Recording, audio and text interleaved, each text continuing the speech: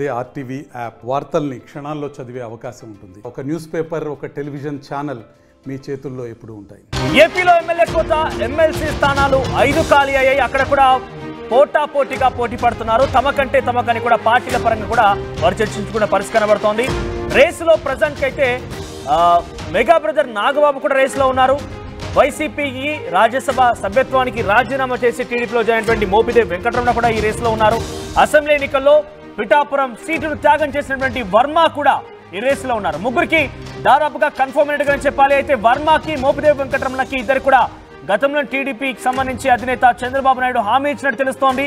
దీంతో పాటుగా అటు నాగబాబు కూడా అనకాపల్లి ఎంపీ సీటుకి సంబంధించి వదులుకోవడంతో ఆయనకు కూడా చంద్రబాబు హామీ ఇచ్చారు. ఏకంగా ఎమ్మెల్సీఏ కారు మంత్రిని సైతం చేస్తానంటూ కూడా చర్చ జరిగింది. ఈ నేపథ్యంలో ఈ 3 స్థానాలు భర్తీ అయినట్టుగానే చెప్పాలి. 3 స్థానాలకు అభ్యర్థులను కూడా ఖరారు చేసినట్టుగానే చెప్పాలి.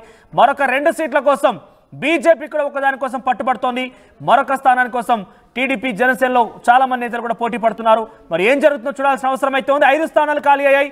5 స్థానాల్లో మోపిదేవి వెంకటరమణ, వర్మకి దాదాపుగా చంద్రబాబు హామీ ఇచ్చారు.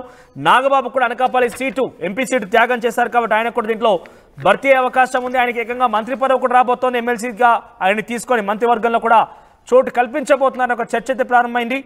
అయితే ప్రజెంట్ సిట్టింగ్ స్థానం విషయానికి వస్తే కనుక కృష్ణమూర్తి, దువ్వారపు రామారావు, పరుచూరి అశోక్ బాబు, తిరుమల నాయుడు, రామకృష్ణుడు యనమల ఈ 5 స్థానాలు ఖాళీ అయ్యాయి. 5గురు కూడా గతంలో వైసీపీకి సంబంధించిన వాళ్ళు అత్యధికంగా ఉన్నారు.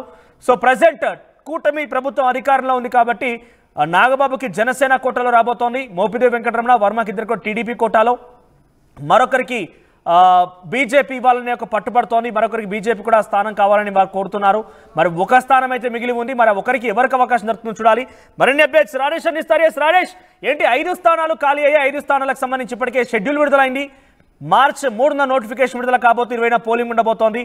సో ఇప్పటికే మనం అనుకున్న ప్రకారంగా ఒక రాజకీయ ఎజెండా ప్రకారంగా చూస్తే కనుక జనసేనకి నాగబాబుకి రాబోతోంది. ఇద్దరు టీడీపీకి సంబంధించి వర్మ, మోపిదేవి వెంకటరమణకి రాబోతోంది.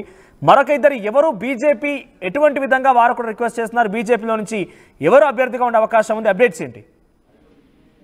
అంటే బీజేపీ దాని మీద ఇంకా క్లారిటీ అయితే రావాల్సి ఉంది. కానీ దాదాపు 5 ఎమ్మెల్సీ స్థానాలకు సంబంధించి 3 ఖరారు అయినట్టయితే అఫీషియల్ గా తెలుస్తుంది. దాంట్లో జనసేన నుంచి నాగబాబు, అదేవిధంగా టీడీపీ నుంచి వర్మతో పాటు ఇంకా మరొక సంబంధించినటువంటి విషయంలో నిర్ణయానికి అయితే వచ్చినట్టు తెలుస్తుంది. నాగబాబు అంశంలో ఖచ్చితంగా ఆల్రెడీ ప్రకటించారు, మంత్రివర్గంలో తీసుకుంటున్నామని Telugu Desam party official letter head మీదే ప్రకటించిన నేపథ్యంలో ఆయన ఎన్నిక అనేది లాంఛనమే కాబోతుంది. మరోవైపు పిఠాపురాన్ని చూస్తే కనుక పిఠాపురానికి సీటు త్యాగం చేసిన సందర్భంలోనే చంద్రబాబు హామీ ఇచ్చారు, ఎమ్మెల్సీని చేస్తారని హామీ ఇచ్చారు. మొదటి ఫేజ్ లోనే ఎమ్మెల్సీ చేస్తారని చెప్పాడు. కొన్ని రాజకీయ కారణాల వల్ల ఆయనకి ఇవ్వలేకపోయారు. ఇప్పుడు ఎమ్మెల్యే కోటాలో ఖాళీ అవుతున్నటువంటి 5 ఎమ్మెల్సీ స్థానాల్లో పిఠాపురం మాజీ ఎమ్మెల్యే వర్మ కూడా స్థానం కనబడబోతుంది. వారితో పాటు మోపిదేవి వెంకటరమణ, మాజీ మంత్రి మోపిదేవి వెంకటరమణ కూడా రాజ్యసభ సభ్యత్వాన్ని రాజీనామా చేసి తెలుగుదేశం పార్టీలో చేరినప్పుడు ఆయనకి రాజ్యసభ ఇవ్వలేము కానీ ఎమ్మెల్సీ మాత్రం ఇస్తానని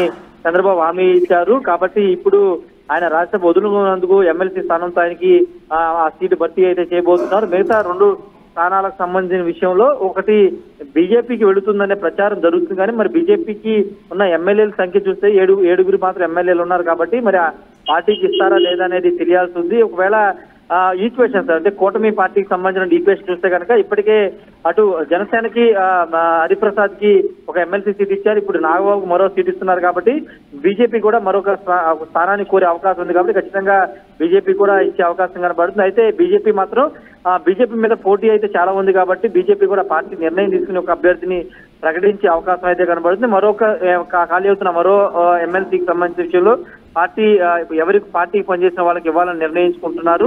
ప్రస్తుతానికైతే జంగా కృష్ణమూర్తికి ఆల్రెడీ వైసీపీ నుంచి టీడీపీలోకి వచ్చారు. ఆయన వైసీపీలో ఎమ్మెల్సీ అయ్యారు కాబట్టి ఆయనకి మళ్ళీ రీప్లేస్మెంట్ ఉండే అవకాశం లేదు. ఎందుకంటే ఆల్రెడీ ఆయన్ని టీటీడీ బోర్డు మెంబర్ గా నియమించారు కాబట్టి ఆయనకు అవకాశం ఉండదు.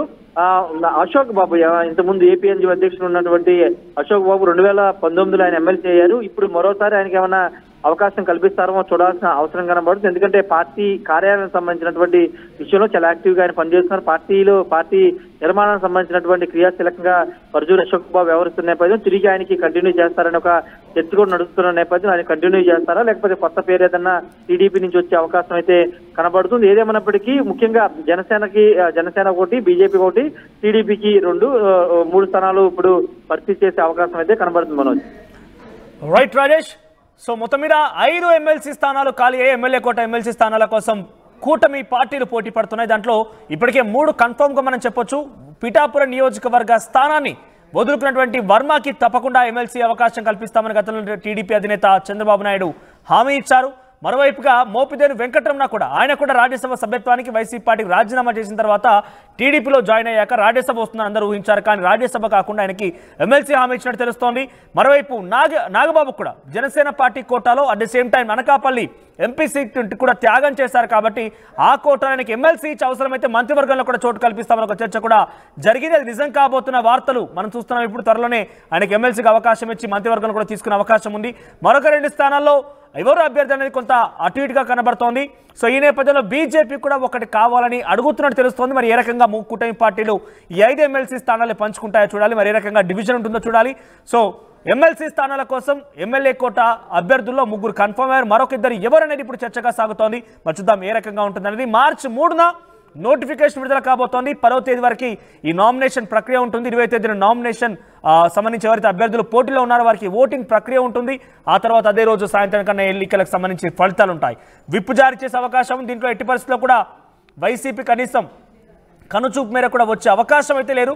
మరి వైసీపీ డెఫినెట్గా 11 స్థానాలకి పరిమితమైంది కాబట్టి మరి వారికి ఏ రకంగా కూడా ఇక్కడ వచ్చే అవకాశం లేదు. కనీసం ఓటింగ్లో కూడా పాల్గొకపోవచ్చు.